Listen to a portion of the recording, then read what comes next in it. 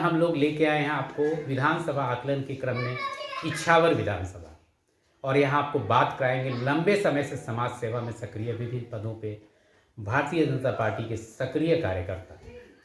एक बार सीधा आपको ले जा रहे हैं उनसे परिचय का। एक परिचय आपका हमारे दर्शकों मेरा नाम से। शंकर लाल पटेल है जी। पूर्व मंडी अध्यक्ष है इछावर जी इछावर विधानसभा का हूँ।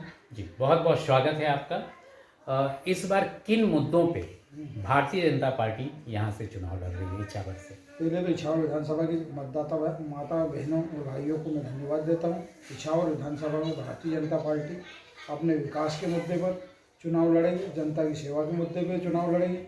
भारतीय जनता पार्टी ने जनता की निरंतर सेवा की है और हर मामलों में सेवा की है।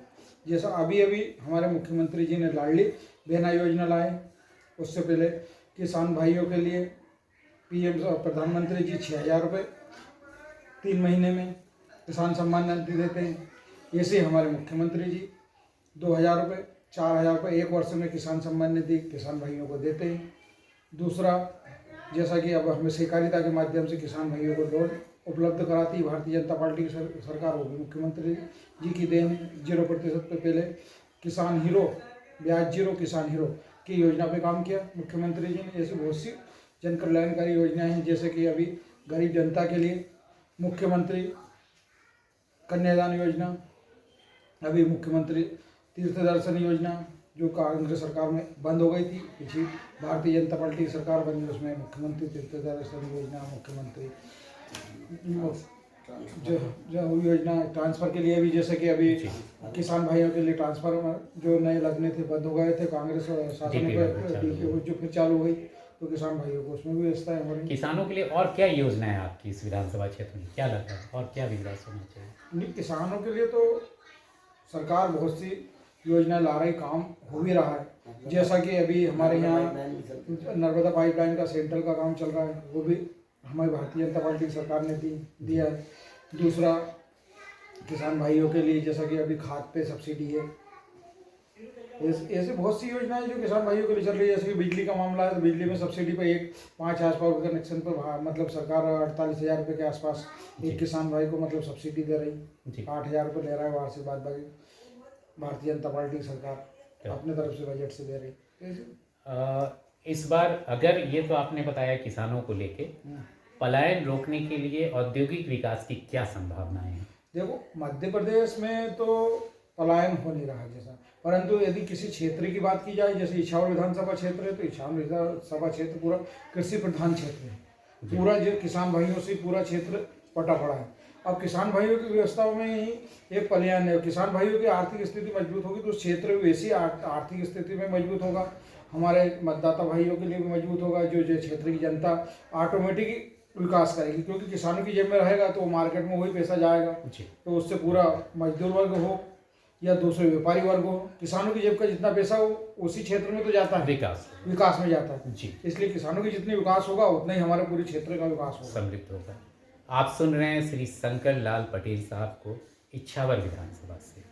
अगर आपके कोई प्रश्न हो तो निश्चित कमेंट बॉक्स में लिखना न भूलें, आपको उसके उत्तर ला के हम देंगे। इस बार मतदाता आपके नाम की चर्चा कर रहे हैं, प्रदेश में भी आपके नाम की चर्चा है और विधानसभा में भी। तो अगर आपको पार्टी मौका देती है तो क्या परिवर्तन करना चाहेंगे आप विधानसभा में? विधानसभा में परिवर्तन का तो मैंने आपसे अभी बोला, यदि परिवर्तन यदि मेरे को मौका देती है जी, और यदि मैं हाउस में जाता हूँ तो मेरा पहला ही मुद्दा है कि हम इस क्षेत्र में किसान भाइयों से ही जुड़े हैं और पूरा कृषि प्रधान विधानसभा क्षेत्र है। यदि जिस जगह इछावर विधानसभा का नाम आता है तो इछावर जो जगह है वो भी किसानों के से पूरा क्षेत्र बटा हुआ, और किसान भाइयों ने ऐसा नहीं है कि किसानों से विकास नहीं होता।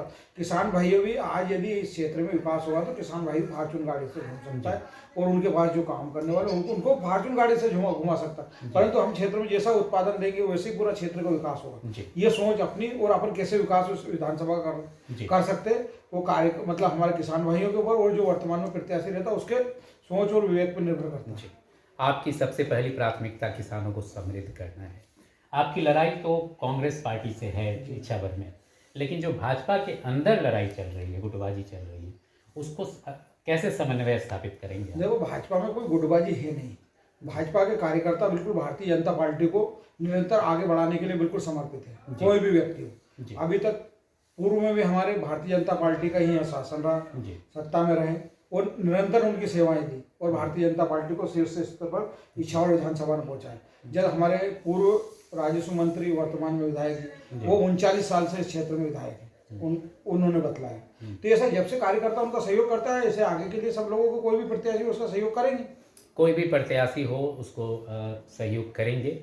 आपके नाम की चर्चा है। अंत में मतदाताओं से क्या अपील करना चाहेंगे आने वाले 2023 विधानसभा नहीं, अब मतदाताओं से ये अपील करेंगे, भैया भारतीय जनता पार्टी ने प्रत्येक वर्ग को सहयोग सम्मान दिया है, प्रत्येक वर्गों की सेवा की, प्रत्येक वर्गों के लिए कोई ऐसी योजना नहीं जो नहीं दी हो भारतीय जनता पार्टी की सरकार ने। और निरंतर भी भारतीय जनता पार्टी 2023 में मध्य प्रदेश में सरकार बना रही है और बनाएगी। तो फिर जनता की सेवा निरंतर और पूरी ईमानदारी के साथ भारतीय जनता पार्टी की सरकार जनता की सेवा करेगी, किसान भाइयों की भी 100% सेवा करेगी समय समय पर। इच्छावर में भी जी बोल रहे थे, इच्छावर में भी निश्चित सेवा होगी और इनका सहयोग लगातार रहेगा। आपका बहुत बहुत धन्यवाद, आभार। आप दर्शकों का भी धन्यवाद, आभार हमसे जुड़े रहने के लिए। धन्यवाद।